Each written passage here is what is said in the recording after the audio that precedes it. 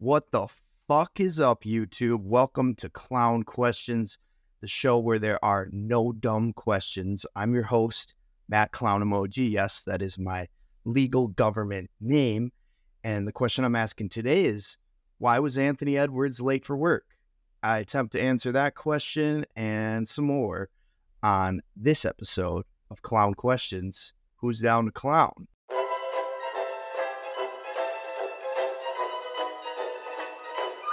That's a clown question, bro.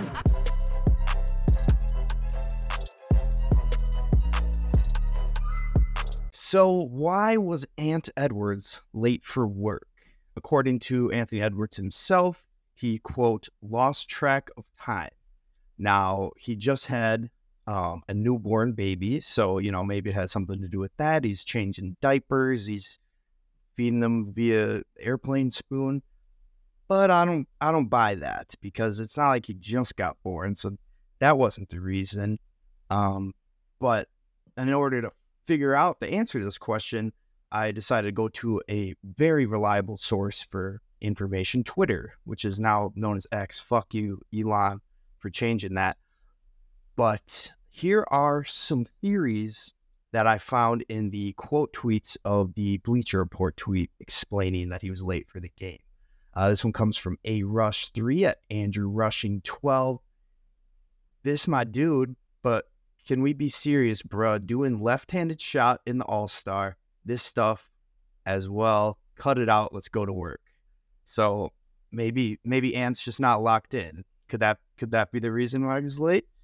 I don't buy it.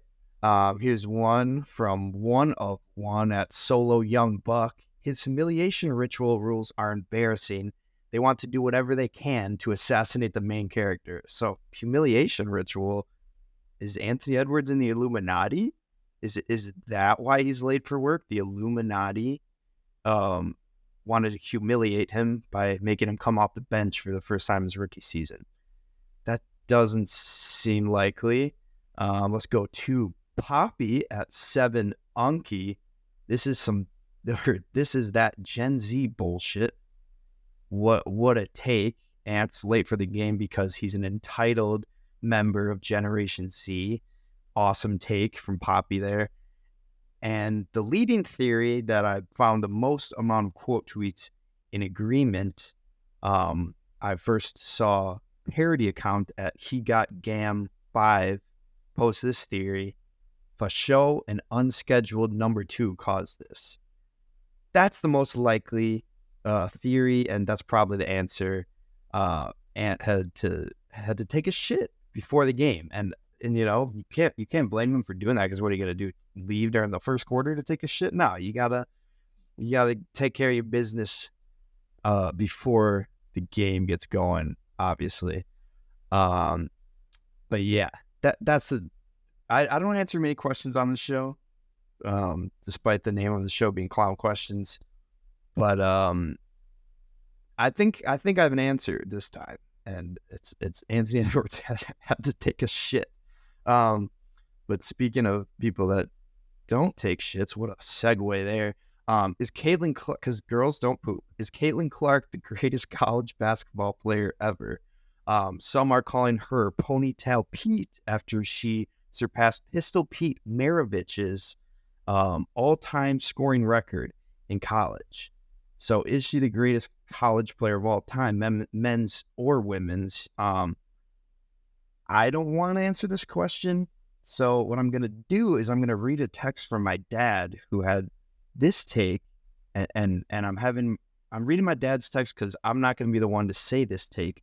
But here's what my dad had to say about Ponytail Pete, Caitlin Clark. He said, Caitlin Clark beat Pistol Pete's scoring record. Big deal. If doing a podcast, she played 50 more games, and Pistol Pete didn't have a 3-point shot back then. Pistol only played 3 years. No comparison, as he is the GOAT. That's hard to argue with.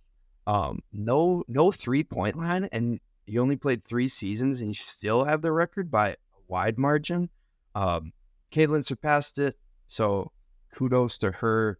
But it's hard to argue with my dad's logic there, although he is biased, as Pete Maravich is probably his favorite player ever. But he's not exactly wrong. Who was wrong, and that's the Denver Broncos, which leads me to my next question. Did the Seahawks pull off the biggest fleece of all time? So obviously the famous Russell Wilson trade happened between the Seahawks and Broncos, 2 years ago. And a few days ago, the Broncos announced that they would be releasing Russell Wilson. Not an unexpected move by any means, but I would like to revisit this trade again and talk about why the Seahawks might have pulled off the fleece of the century. So the Seahawks traded Russell Wilson and a 4th-round pick for Drew Lock, Noah Fant, Shelby Harris, a 1st, a 2nd, and a 5th, and all that for 2 abysmal years, and now $39 million in dead cap space. Fleece of the century. I don't know if this is comparable to the great train robbery with Herschel Walker. I got to study up a little more on my history, but it's got to be up there for the biggest fleecings of all time. And speaking of another fleece, the Jets actually fleeced the Seahawks, and this one obviously went under the radar a little bit because Russell Wilson's a much bigger story, more popular athlete overall. But the Seahawks just cut Jamal Adams. So they officially got fleeced by the Jets. They gave up 2 first-round picks for Jamal Adams, and now he's off the team, and they got $20 million of dead cap. So the thing that the Seahawks and Broncos have in common is they both love getting fleeced, I guess. Staying in the NFL here, are the Bills tanking? So obviously Russell Wilson is the most notable player to be cut, but Bills cut 3 notable players today. They cut Tre'Davious White, Jordan Poyer, and Mitch Morse. Now, I'm not as dialed in on the Bills as, folks in Buffalo. So I'm going to refer to a tweet from the Bills Chat podcast at Bills Chat Pod on Twitter. Trey White tore his Achilles week 4 on a play that ultimately ended his Bills career. Jordan Poyer rode back to the locker room with Trey as a show of support. Mitch Morse got emotional in his press conference talking about how great of a person Trey is. All 3 were cut today.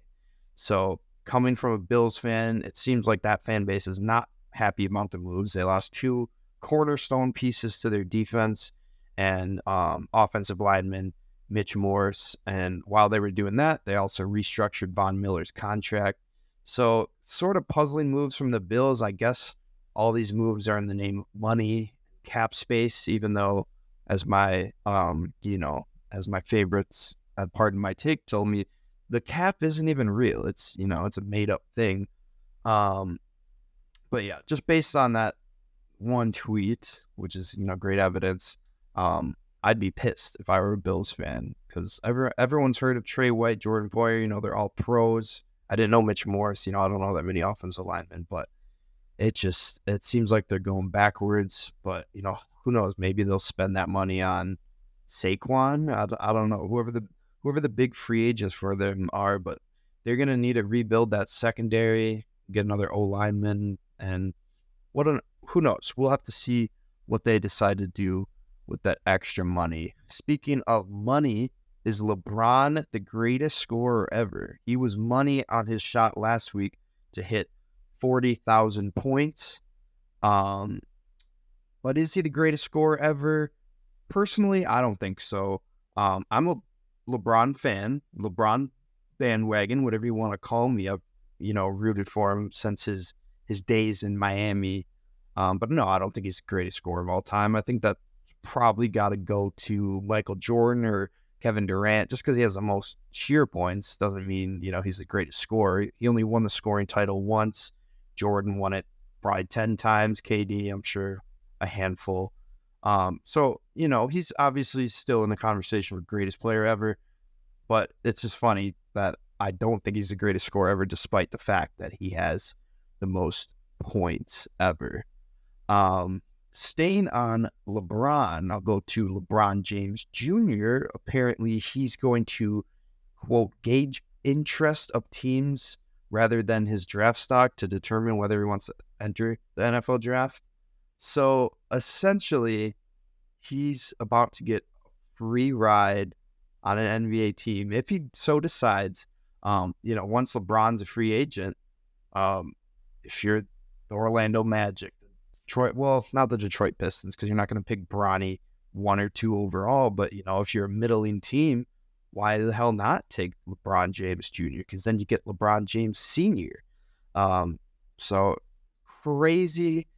And I just think it's incredible because this would be the first time ever someone's getting drafted from a reason other than their talent. So I just think it would be kind of insanity to draft him, but I wouldn't blame any team for doing that because you get Brown. And then another fun fact from LeBron, despite averaging 27, 7, and 7 for his career, he has never finished a game with 27, 7, and 7. I just thought that was a wild stat. And I will leave it there and struggle to find a segue to my next question, which is Archie Manning dumb? Yes. What the fuck are you doing, Archie? So he's opting out of college football 25. And I guess he says he wants to prove himself before he's in the game. And I looked at it. I'm like, why would he opt out of that? Like, I'm sure you get compensation, some revenue sharing from the game because they're using your likeness. And I checked, and apparently 11,000 players or so are going to get a free copy of the game and $600. So, that's not much. Archie comes from a wealthy family, so I'm sure he's not too concerned about the lost money there. But I just think it's a little cowardly of a move to opt out of the game. You don't need to prove yourself, man. It's not like, you'll automatically be starting in the game. It'll be based on, I don't know. I guess he doesn't want people to take him off the bench and put him in their starting college lineup. But come on, man, have some fun. Get us in the game. That you know damn well everyone who's playing that game, if they click Texas, they want to play with Archie Manning. They want to see if he's got some of that Peyton or Eli or even Arch, his grandpa. I don't know how the fuck that family works. But yeah, Archie Manning, are you afraid of the limelight? It's a question I got for you. But speaking of the limelight, going back to the NFL, who got franchise tagged? I'm going to go through them and I'm going to give them a grade. Cincinnati Bengals franchise tagged T. Higgins for $21.8 million. I'll give that an A grade. He's a great receiver. Colts tagged Michael Pittman Jr. for the same amount of money as T. Higgins. I'll give it a B+, just because I think T's slightly more talented. Although I got to look up the stats and study up for my fantasy football draft next year. Moving on, the Jaguars tagged edge Josh Allen for $24 million. I grade that an A+. Best player named Josh Allen in the league. I'm sure no one's made that joke before. Panthers also franchise tagged an edge player, that being Brian Burns, who is also going to be making $24 million. A+, best move the Panthers have made in the past 2 years or so. Brian Burns is one of the only good things I got going for him. Him and Adam Thielen, and might be it.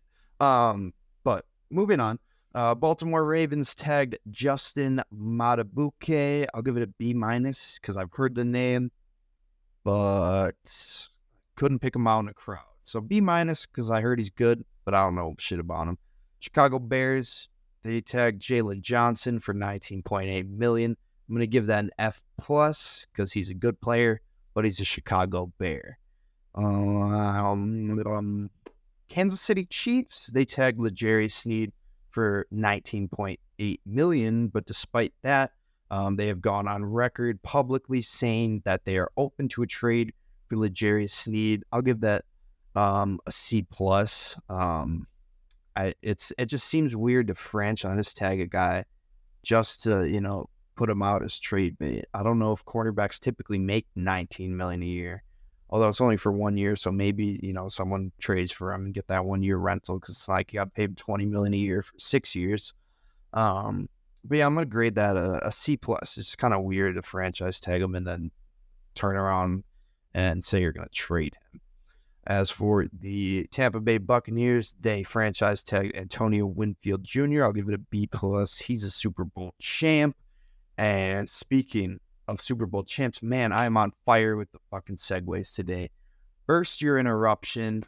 Today, it's going to be from the Pivot podcast. Guest Mecole Hardman was on, and he had some interesting things to say that might draw into question the legitimacy of the Chiefs' third Super Bowl in the last 5 years. Here's Mecole. So you gonna go back and go find somebody else to catch these punts? Cause I'm not going out there. Then you go to the head coach like, hey man, just do it for us. I'm like, no, I'm not catching for that man, bro. I'm not playing for him like at all. I wouldn't do it. Well, do it for the team. I said I'm gonna be hurting the team if I go back there, cause I'm not gonna catch the ball. Like I'm telling you right, I was so checked out. Like it's over. I already talked to Veach and Pat. Like, hey, bro, come get me, bro. Like, what are y'all doing? Like, what are we talking about? Like, man, come get me, bro. Like. But they do come get you, dog. Take me to, we had Antonio Pierce on the show. Okay. Tampering. Fucking tampering. I love that. Shout out Ryan Clark. This is a, homie move, but shout out to him for immediately changing the subject. He's like, oh, and then they got you. But what about Antonio Pierce? Mecole's like, yeah, AP. Obviously, Mecole didn't realize that he probably shouldn't have revealed that nugget of information. Obviously, the damning part is that he said he had already talked to the Kansas City GM, Brett Veach, and Patrick Mahomes, and obviously told him, come get me. They traded for him or signed him. I forget which way it was. I think it was a trade. But yeah, sounds a lot like tampering.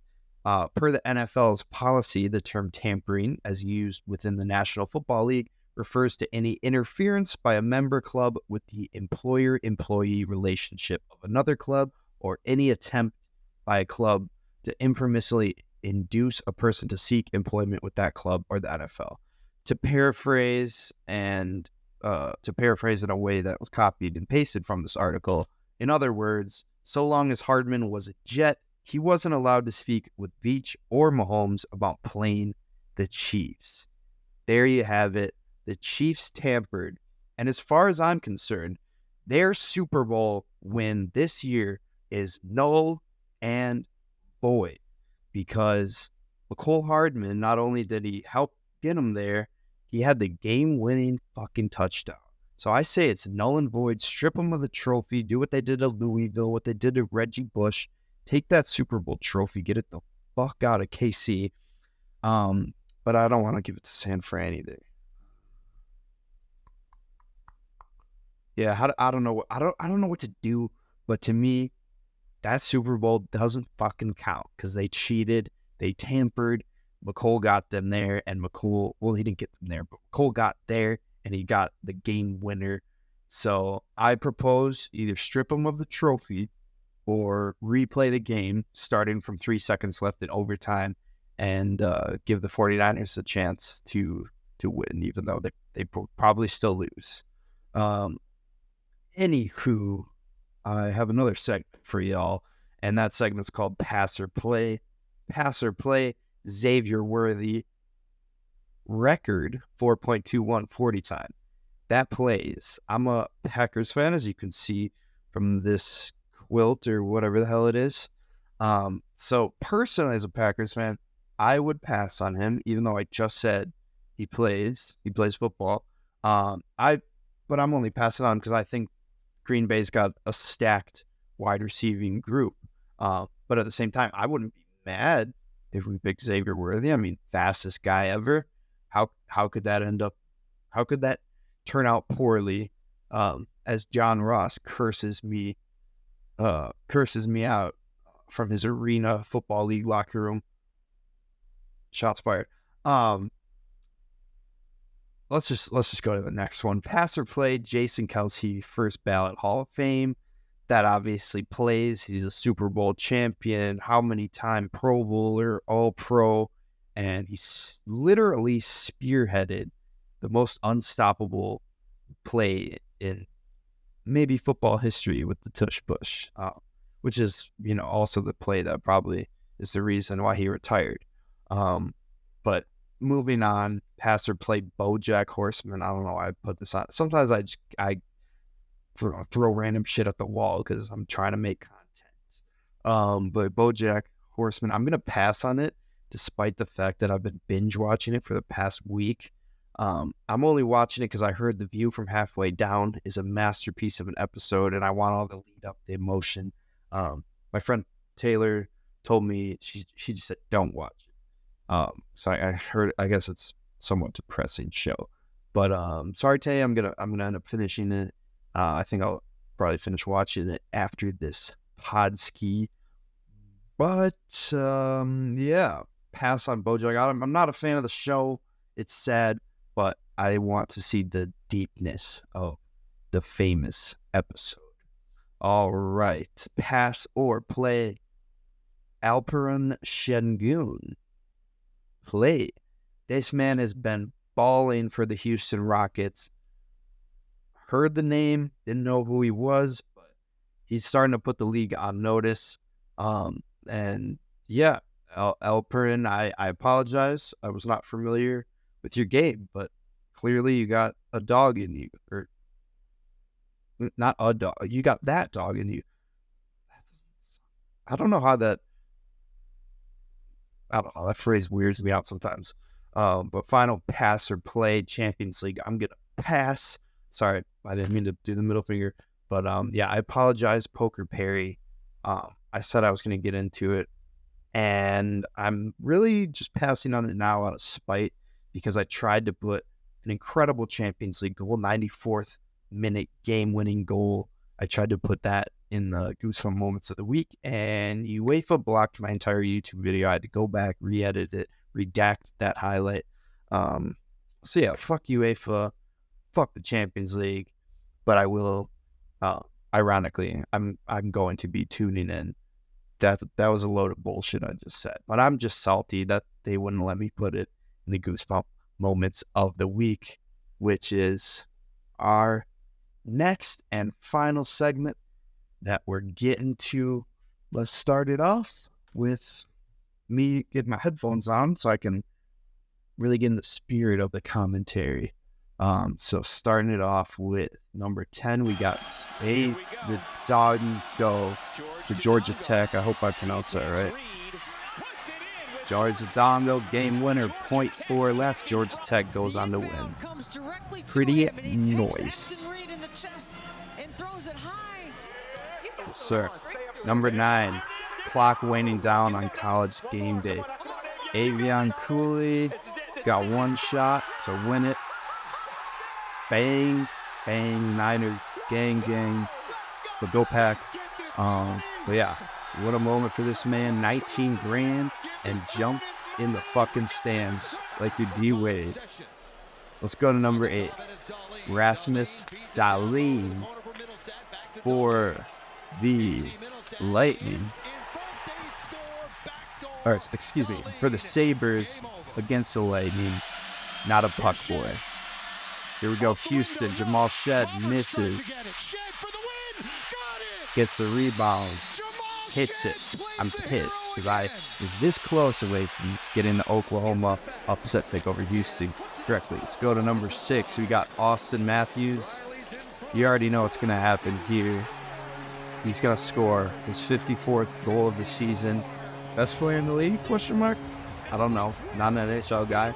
But, yeah. Leafs win. Let's go to number 5. This kid's going for the full court putt.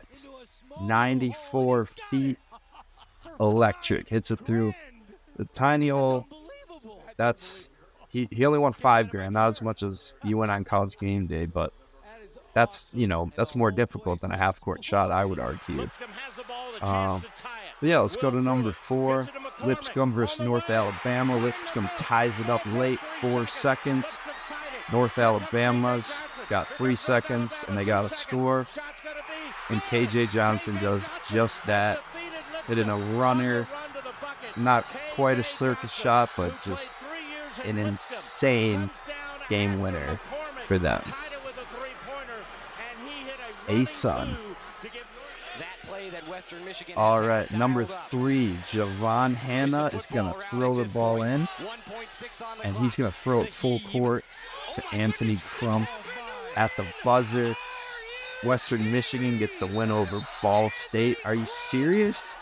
Football pass. That was a Pat Mahomes tight pass from Javon. All right, let's go to the number 2 moment of the week. Maybe actually the best player in the league, Connor McDavid. I don't know, it's either McDavid or Matthews, I don't know, but McDavid, goes coast to coast, puts him on skates, literally, hits the game winner versus the Blues with 25 seconds left in overtime. Number 1 moment of the week, Eastern Michigan. Miss. Throw it down. Number 1 moment of the week, Eastern Michigan goes on to beat Akron. Here it is. Watch Billingsley. I had to put it number 1. I've never seen. Arkansas did it once, but rarely are you gonna see a put-back dunk for the fucking dub, and you see it there from Jalen Billingsley. Let's finish off the show by getting into the college basketball spirit, as we just were, a bunch in that goosebump moments of the top 10 of the week. Why do people watch this show? You should watch it. If you're entertained. If you're not, fucking get out of here and block me. But actually don't do that, because I still want you to see my content, because I can use the views, as I have 4 subscribers on this channel. But my rambling aside, I'm going to pick every single conference championship game. Not every game, that'd be way too many fucking games. But I'm going to pick a champion for each conference championship. I'm just going to knock them off, rapid fire here. A-Sun, give me North Alabama. They fucking hit the buzzer beater. It was electric. Give me North Alabama. Enough said. Big Sky, give me Montana State. I got to shout out my boys, Sam and Nick, who go to Montana State. That's the pick. It's Montana State for the boys. All right, Big South. I'm going to go with High Point, just because at many points I enjoy being high. CAA, which is shorthand for the Coastal Athletic Association. Give me Monmouth. 2 words, Xander Rice. He was on a goosebump moment of the week for hitting a half quarter at the buzzer beater. And then a few, games later, he hit another half court buzzer beater. That one was at the end of the half, not, to win the game. But regardless, Xander Rice, electric. Monmouth, they're going to be dancing. And I'm going to be picking the next one, which is the Horizon League. Give me Green Bay, because go Pack, go. And now we should talk about the Missouri Valley. Give me Indiana State. They're the 1 seed for one reason, and that's Robbie Avila. Look at the facts. He seems like Larry Bird. He feels like Larry Bird. He's on the same team as Larry Bird.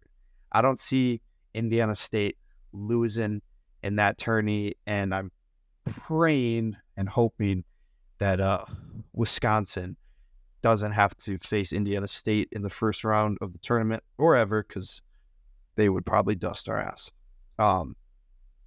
But yeah, give me Indiana State, just solely due to the man they call Kareem Abdul-Jabbar. Let's go to the the Northeast Conference. Give me CCSU, just because it's fun to say. For those of you who don't know, that's Central Connecticut State University. I didn't know it either, guys. Don't worry. Ohio Valley Conference. Give me Little Rock, because on New York, I'm Millie Rock. Fucking stupid-ass joke. Patriot League. Give me the number 1 seed, Colgate, just because they got decent toothpaste, and the Badgers played them in a game in the tournament, a year or 2 ago. So, whatever. Give me Colgate. They're the number 1 seed, all right? So shut the fuck up. Southern Conference. Let's go with the Citadel for no reason other than that sounds cool. The Citadel. Yeah, sounds cool. But yeah, I looked it up. Apparently it's a military college. Doesn't feel as cool now. Not that I don't support the troops, I stand with the troops, BLM, all that. But I should move on to the Southland Conference. Give me McNeese. Early in the year, they were on a Goosebump moment of the week. I'm biased to them. If you got that clutch gene, I'm going to pick you. But yeah, McNeese, they're 17-1 in conference, 28-3 overall. I don't see them losing to anybody in Southland. Moving on to the Summit League, I'm picking Oral Roberts. I think that's pretty self-explanatory. The Sun Belt, I will go with James Madison. I gotta rep the boy. PFT, shout out. Pro Football Talk.